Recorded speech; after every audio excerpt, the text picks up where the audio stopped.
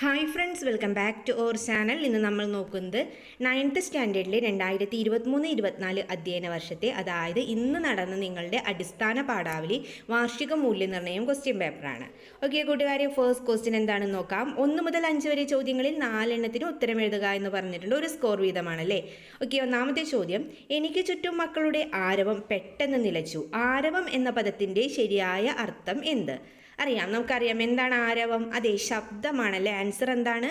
ശബ്ദം. ആരവം എന്ന പദത്തിൻ്റെ ശരിയായ അർത്ഥം ശബ്ദം. ഓക്കെ, ദെൻ സെക്കൻഡ് ക്വസ്റ്റ്യൻ: മിഴിനീർ ചവർപ്പുപെടാതെ മധുപാത്രമടിയോളം മോന്തുക, സഫലമീ യാത്ര. ഈ വരികളിലെ ആശയത്തിന് യോജിക്കുന്നത് ഏതെന്നാണ് ചോദിച്ചിട്ടുള്ളത്. ഏതാണ്? അതെ, ദുഃഖം കലരാതെ ജീവിതം പൂർണ്ണമായി ആസ്വദിക്കുക. ദുഃഖം കലരാതെ ജീവിതം പൂർണ്ണമായി ആസ്വദിക്കുക. ഒന്നാമത്തെ ഓപ്ഷനാണ് ആൻസർ ആയിട്ട് വരുന്നത്. ഓക്കെ, ദെൻ മൂന്നാമത്തെ ക്വസ്റ്റ്യൻ: വെട്ടിമുറിക്കുക കാൽ ചങ്ങല, വിഭോ പൊട്ടിച്ചെറിയുക കൈവിലങ്ങും. പൊട്ടിച്ചെറിയുകി കൈവിലങ്ങും. ഈ വരികളിൽ സൂചിതമാകുന്നത് എന്താണ്? ഈ വരികളിൽ സൂചിതമാകുന്നത് എന്താണെന്നാണ് ചോദിച്ചിട്ടുള്ളത്. എന്താണ്? അതെ, സ്വാതന്ത്ര്യബോധമാണല്ലേ. ആൻസർ എന്താണ്? സ്വാതന്ത്ര്യബോധം. ലാസ്റ്റ് ഓപ്ഷനാണ് ആൻസർ ആയിട്ട് വരുന്നത്. ഓക്കെ, ദെൻ ഫോർത്ത് ക്വസ്റ്റ്യൻ നോക്കാം. മകൻ്റെ പ്രവൃത്തിയിൽ നാണുക്കുട്ടി ചിരിച്ചുപോയി, അജഗജാന്തരം. നാണുക്കുട്ടി ചിരിക്കാൻ ഇടയായ സാഹചര്യം എന്തായിരുന്നു? അതെ, നമുക്കറിയാം എന്താണ്. യെസ്, ആടിൻ്റെ വാലിലെ രോമം കൊണ്ട് മോതിരം ഉണ്ടാക്കിയത്. ആൻസർ എന്താണ്? നാണുക്കുട്ടി ചിരിക്കാൻ ഇടയായ സാഹചര്യം എന്താണ് കൂട്ടുകാരെ? ആടിൻ്റെ വാലിലെ രോമം കൊണ്ട് ആ മോതിരം ഉണ്ടാക്കിയത്.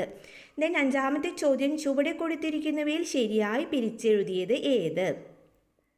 ഇതിൽ ശരിയായി പിരിച്ചെഴുതിയത് ഏതാണ്? അതെ, തമ്മിലെതിരേറ്റും. അതെങ്ങനെ എഴുതാം? തമ്മിൽ എതിരേറ്റും. ഓക്കെ, സെക്കൻഡ് ഓപ്ഷനാണ് ആൻസർ ആയിട്ട് വന്നിട്ടുള്ളത്. ഓക്കെ, ദെൻ 6 മുതൽ 8 വരെ ചോദ്യങ്ങളിൽ 2 എണ്ണത്തിന് 2ഓ 3ഓ വാക്യത്തിൽ ഉത്തരം എഴുതുക. ആറാമത്തെ ചോദ്യം നോക്കാം. പാപകർമ്മങ്ങൾ ആചരിച്ചവരോട് അറിഞ്ഞുകൊണ്ട് കഠിനവാക്കു പറയുക. അവരുടെ കുറ്റമാകുന്ന പുണ്ണിൽ ഉപ്പ് തേക്കുക. ആര് ചെയ്യും? അത് ബുദ്ധൻ്റെ ഉപദേശം. അടിവരയിട്ട പ്രയോഗത്തിൻ്റെ പൊരുൾ വ്യക്തമാക്കുക. ഇവിടെ അടിവരയിട്ടിരിക്കുന്നത് എവിടെയാണ്? അതെ, പുണ്ണിൽ ഉപ്പ് തേക്കുക എന്ന ഭാഗത്താണല്ലേ. അപ്പോൾ അടിവരയിട്ട പ്രയോഗത്തിൻ്റെ പൊരുൾ എന്താണ്? അർത്ഥം എന്താണ്? അതെ, പാപം ചെയ്തവനെ കുറ്റപ്പെടുത്തുക, അതായത് തെറ്റ് ചെയ്തവനെ തിരുത്താതെ അതിൻ്റെ പേരിൽ ക്രൂശിക്കുക. പാപം ചെയ്തവനെ കുറ്റപ്പെടുത്തുക, അതായത് തെറ്റ് ചെയ്തവനെ തിരുത്താതെ അതിൻ്റെ പേരിൽ ക്രൂശിക്കുക. ദെൻ ഏഴാമത്തെ ചോദ്യം: ഓരോ രവം കൊണ്ട് രൂപമറിഞ്ഞും ഓരോ മരുന്നുകളിൽ ലെന്തികളഴിഞ്ഞും സഫലമീ യാത്ര. വരികളിൽ സൂചിതമാകുന്ന കവിയുടെ ജീവിതാവസ്ഥ കണ്ടെത്തി എഴുതുക എന്നാണ് പറഞ്ഞിട്ടുള്ളത്. എന്താണ്? അതെ, രോഗാവസ്ഥയിൽ ശാരീരികമായി തളർന്ന കവി. അതുപോലെ തന്നെ മരുന്നുകളിലൂടെ വേദനജനകമായ രാത്രികൾ തള്ളി നീക്കുന്ന കവി. അപ്പം എന്തൊക്കെയാണ് ജീവിതാവസ്ഥ? എന്തൊക്കെയാണ് നമ്മൾ എഴുതേണ്ടത്? രോഗാവസ്ഥയിൽ ശാരീരികമായി തളർന്ന കവി, അതുപോലെ തന്നെ മരുന്നുകളിലൂടെ വേദനജനകമായ രാത്രികൾ തള്ളി നീക്കുന്ന കവി. ദെൻ എട്ടാമത്തെ ചോദ്യം: ആ വാക്ക് ഹസ്സൻ്റെ വായിൽ നിന്ന് വാസ്തവത്തിൽ അങ്ങ് വഴുതി വീഴുകയാണ് ചെയ്തത്. മുറ്റത്തേക്ക് ഇറങ്ങിയ അയാൾ പെട്ടെന്ന് വഴുതി വീഴുകയായിരുന്നു. വഴുതി വീഴുക എന്ന പ്രയോഗത്തിന് 2 സന്ദർഭങ്ങളിൽ ലഭിക്കുന്ന അർത്ഥമെന്ത്? വ്യത്യസ്ത അർത്ഥമല്ലേ 2 സെൻറ്റൻസിലും വരുന്നത്. ഓക്കെ, ഫസ്റ്റ് നമുക്ക് നോക്കാം. ആദ്യത്തെ വാക്യത്തിൽ വാക്കുകൾ അറിയാതെ പറഞ്ഞുപോയി എന്നാണ് അർത്ഥം വരുന്നത്. എന്നാൽ രണ്ടാമത്തെ വാക്യത്തിലോ വഴുതി വീഴുക എന്ന ക്രിയയെ സൂചിപ്പിക്കുന്നു. അപ്പോൾ ആദ്യത്തെ വാക്യത്തിൽ വാക്കുകൾ അറിയാതെ പറഞ്ഞുപോയി എന്നർത്ഥം. രണ്ടാമത്തെ വാക്യത്തിൽ എന്താണ്? വഴുതി വീഴുക എന്ന ക്രിയയെ സൂചിപ്പിക്കുന്നു. ഓക്കെ, ദെൻ 9 മുതൽ 14 വരെ ചോദ്യങ്ങളിൽ 5 എണ്ണത്തിന് അരപ്പുറത്തിൽ കവിയാതെ ഉത്തരം എഴുതുക എന്നാണ് പറഞ്ഞിട്ടുള്ളത്. 4 സ്കോർ വീതമാണ്. ഒന്നാമത്തെ ക്വസ്റ്റ്യൻ നോക്കാം, അതായത് 9ാമത്തെ ക്വസ്റ്റ്യൻ നോക്കാം. ഒരിക്കലും ഈ ലോകത്തിൽ വിദ്വേഷം കൊണ്ട് വിദ്വേഷം ഇല്ലാതാകുന്നില്ല, സ്നേഹം കൊണ്ട് വിദ്വേഷം ഇല്ലാതാവുന്നു. മനുഷ്യൻ ക്രോധത്തെ കാരുണ്യം കൊണ്ടും തിന്മയെ നന്മ കൊണ്ടും ജയിക്കട്ടെ, ബുദ്ധൻ്റെ ഉപദേശം. ബുദ്ധൻ്റെ ഉപദേശങ്ങൾ എക്കാലത്തും പ്രസക്തമാണ്. ഈ അഭിപ്രായത്തോട് നിങ്ങൾ യോജിക്കുന്നുണ്ടോ? യുക്തിപൂർവം സമർത്ഥിക്കുക എന്നാണ് പറഞ്ഞിട്ടുള്ളത്. അപ്പം നമ്മൾ എന്തൊക്കെയാണ് അതിൽ എഴുതേണ്ടത്? അതെ, ബുദ്ധൻ്റെ ഉപദേശം എന്ന പാഠഭാഗം വിശകലനം ചെയ്ത് എഴുതിയിട്ടുണ്ടാകണം. അതുപോലെ തന്നെ ബുദ്ധദർശനങ്ങളുടെ സവിശേഷതകളും അതുപോലെ തന്നെ സമകാലിക പ്രസക്തിയും നിങ്ങളുടേതായ നിരീക്ഷണവും കൂടി ഇതിൽ ഉൾപ്പെടുത്തിയിട്ടുണ്ടാകണം.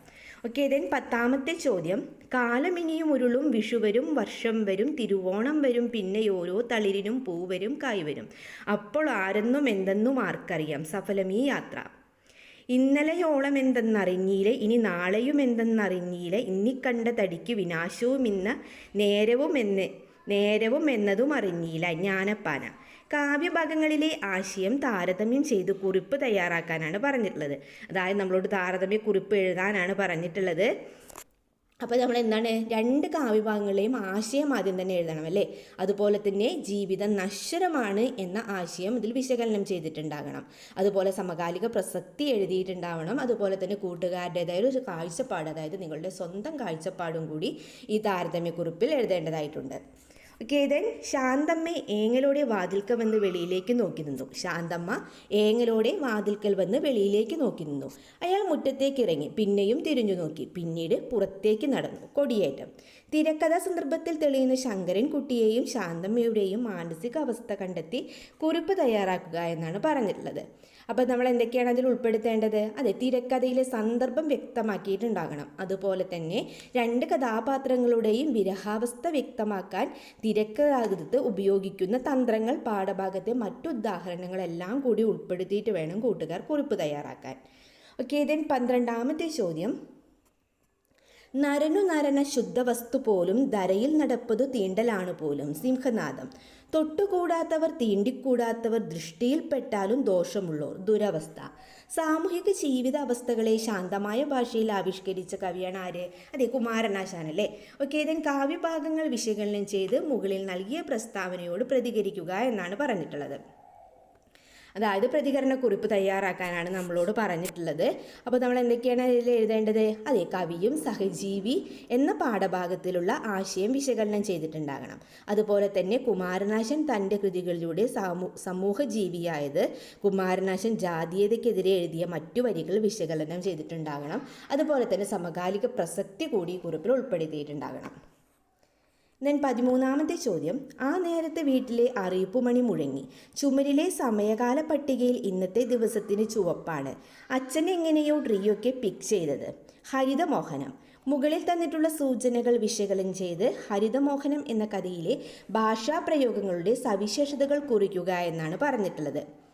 എന്തൊക്കെ നമുക്ക് എഴുതാം? അതെ, ഹരിതമോഹനം എന്ന കഥയുടെ ആഖ്യാന സവിശേഷതകൾ വ്യക്തമാക്കുക.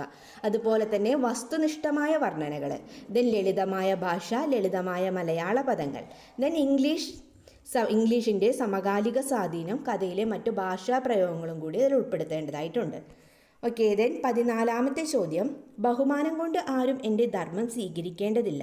സ്വർണത്തെ തീയിലിട്ട് പരീക്ഷിക്കുന്നത് പോലെ ആദ്യം അത് പരീക്ഷിച്ചു നോക്കുക. ബുദ്ധൻ്റെ ഉപദേശം. ഈ ബുദ്ധവചനം വിശകലനം ചെയ്ത് അഭിപ്രായ സ്വീകരണത്തിൽ പാലിക്കേണ്ട ശാസ്ത്രീയ ചിന്തയുടെ പ്രാധാന്യത്തെക്കുറിച്ച് കുറിപ്പ് തയ്യാറാക്കുക എന്നാണ് പറഞ്ഞിട്ടുള്ളത്. അപ്പോൾ എന്തൊക്കെയാണ് നമ്മൾ അതിൽ ഉൾപ്പെടുത്തേണ്ടത്? അതെ, ബുദ്ധ ദർശനങ്ങളുടെ സവിശേഷതകൾ എഴുതണം. ദെൻ ബുദ്ധ ദർശനങ്ങൾ സ്വീകരിക്കാൻ ആരെയും നിർബന്ധിക്കുന്നില്ല. ഇന്ദ്രിയയും സത്യം ശാശ്വതമല്ല, കാലാനുസൃതമായി മാറിക്കൊണ്ടിരിക്കുന്നു. സത്യം കൈപിടിയിൽ ഒടുങ്ങാത്തത്ര സംഖ്യാതീതമാണ്. പാഠഭാഗത്ത് ഉദാഹരണങ്ങളും കൂടി ഇതിൽ ഉൾപ്പെടുത്തണം. ദെൻ 15 മുതൽ 17 വരെ ചോദ്യങ്ങളിൽ 2 എണ്ണത്തിന് ഒരു പുറത്തിൽ കവിയാതെ ഉത്തരം എഴുതുക എന്നാണ് പറഞ്ഞിട്ടുള്ളത്. നമുക്ക് 15ാമത്തെ ചോദ്യം നോക്കാം. ഈ ഹസനില്ലേ നല്ലോനഞ്ഞ ഓൻ പെണ്ണുപാടെ കെട്ടിയപ്പോൾ ഏറെ നല്ലോനായി. ഇജ്ജ് അമ്പരക്കണ്ട ആമിനെ അനക്ക് വിരോധമില്ലാച്ചാൽ അനക്ക് ഒന്നും ഇക്കുടിയില കൂടാം, എന്നും ഇക്കുടിയിൽ കൂടാം. ഇങ്ങളൊരു മനുഷ്യനാ മാലിക്കോ. വെളിച്ചത്തിൻ്റെ വിരലുകൾ. സൂചനകളും പാഠഭാഗത്തിലെ മറ്റു സന്ദർഭങ്ങളും പരിഗണിച്ച് ഹസൻ എന്ന കഥാപാത്രത്തെ നിരൂപണം ചെയ്യുക. അപ്പോൾ എന്തൊക്കെയാണ്? ഹസൻ എന്ന കഥാപാത്രത്തിന് കഥയുള്ള സ്ഥാനം നമ്മൾ നിരൂപണക്കുറിപ്പിൽ എഴുതണം.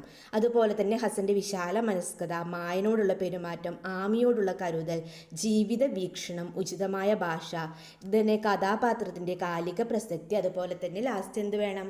കൂട്ടുകാരുടെ സ്വന്തം നിരീക്ഷണവും കൂടി ഇതിൽ എഴുതേണ്ടതായിട്ടുണ്ട്. ദെൻ 16ാമത്തെ ചോദ്യം, വരിക സഖി അരികത്ത് ചേർന്ന് നിൽക്കൂ, പഴയൊരു മന്ത്രം സ്മരിക്ക നാം അന്യോന്യം 3 വടികളായി നിൽക്കാം. എത്ര കൊഴുത്ത ചവർപ്പ് കുടിച്ചു പറ്റിച്ചു നാം ഇത്തിരി ശാന്തിതൻ ശർക്കര നുണയുവാൻ. സഫലമീ യാത്ര. കവിതാഭാഗങ്ങൾ വിശകലനം ചെയ്ത് സഫലമീ യാത്രയിലെ ജീവിത പാഠങ്ങൾ എന്ന വിഷയത്തിൽ ഉപന്യാസം തയ്യാറാക്കുക. ഉപന്യാസത്തിൽ എന്തൊക്കെയാണ് ഉൾപ്പെടുത്തേണ്ടത്? ഫസ്റ്റ് തന്നെ എന്താണ് ഒരു ഉപന്യാസത്തിൻ്റെ ഘടന നിങ്ങൾക്കറിയാമല്ലോ, ആ രീതിയിൽ തന്നെയാണല്ലോ എഴുതിയിട്ടുള്ളത്. ദെൻ എന്താണ് ആമുഖം സമകാലിക പ്രസക്തി വ്യക്തമാക്കിയിട്ടുണ്ടാകണം. ദെൻ ദുഃഖം കലരാതെ ജീവിതം പൂർണ്ണമായി ആസ്വദിക്കാനുള്ള കവിയുടെ മനോഭാവം. ദെൻ ജീവിതം ദുഃഖം പൂർണ്ണമാണെങ്കിലും പ്രത്യാശ കൈവിടാതിരിക്കുക. കവിയിലെ പ്രധാന വരികളും അതുപോലെ തന്നെ കവിതയിലെ പ്രധാന വരികളും സമകാലിക പ്രസക്തിയും സ്വന്തം നിരീക്ഷണവും കൂടി ഇതിൽ ഉൾപ്പെടുത്തിയിട്ടുണ്ടാകണം. ദെൻ 17ാമത്തെ ചോദ്യം, സ്നേഹമാണ് അഖിലസാരമൊഴിയിൽ സ്നേഹസാരമിക സത്യമേകമാം. പാരതന്ത്ര്യം മാനികൾക്കും ഹൃതിയേക്കാൾ ഭയാനകം. കുമാരനാശാൻ. ആശാൻ കവിതയിലുടനീളം കലർന്നിട്ടുള്ള 2 മൂല്യങ്ങൾ സ്നേഹവും സ്വാതന്ത്ര്യവുമാണ്. Professor MK Sanu. സൂചനകൾ വിശകലനം ചെയ്ത് കുമാരനാശാന്റെ ചരമശതാബ്ദി അനുസ്മരണ പരിപാടിയിൽ അവതരിപ്പിക്കാനുള്ള പ്രഭാഷണം തയ്യാറാക്കാനാണ് പറഞ്ഞിട്ടുള്ളത്. അപ്പോൾ എന്താണ് എഴുതുമ്പോൾ പ്രഭാഷണത്തിൻ്റെ ഘടന പാലിച്ചിട്ടുണ്ടാകണം. അതുപോലെ തന്നെ ആശാന്റെ സ്നേഹം, സ്വാതന്ത്ര്യബോധം എന്നിവ ഉദാഹരണ സഹിതം അവതരിപ്പിച്ചിട്ടുണ്ടാകണം. ദെൻ സമകാലിക പ്രാധാന്യം, അതുപോലെ തന്നെ മാനവിക മൂല്യങ്ങൾ സംരക്ഷിക്കേണ്ടതിൻ്റെ ആവശ്യകത, മറ്റു ആശാൻ കൃതികളും കൂടി ഉൾപ്പെടുത്താവുന്നതാണ്. ദെൻ സ്വന്തം നിരീക്ഷണം, അതായത് കൂട്ടുകാരുടെ സ്വന്തം നിരീക്ഷണവും കൂടി പ്രഭാഷണത്തിൽ ഉൾപ്പെടുത്തേണ്ടതായിട്ടുണ്ട്. കൂട്ടുകാർക്കൊക്കെ എക്സാം എളുപ്പമായിട്ടുണ്ടാകുമെന്ന് കരുതുന്നു. ഓക്കെ കൂട്ടുകാരെ, അങ്ങനെ ഈ ക്വസ്റ്റ്യൻ പേപ്പറിലല്ല ക്വസ്റ്റ്യൻസ് നമ്മൾ ഡിസ്കസ് ചെയ്ത് കഴിഞ്ഞു. നിങ്ങൾക്ക് വീഡിയോ യൂസ്ഫുള്ളായി തോന്നുകയാണെങ്കിൽ തീർച്ചയായും ലൈക്ക് ചെയ്യുക, കമൻറ്റ് ചെയ്യുക. ഓക്കെ, നമുക്ക് മറ്റൊരു വീഡിയോയുമായി വീണ്ടും കണ്ടുമുട്ടാം. Okay, by.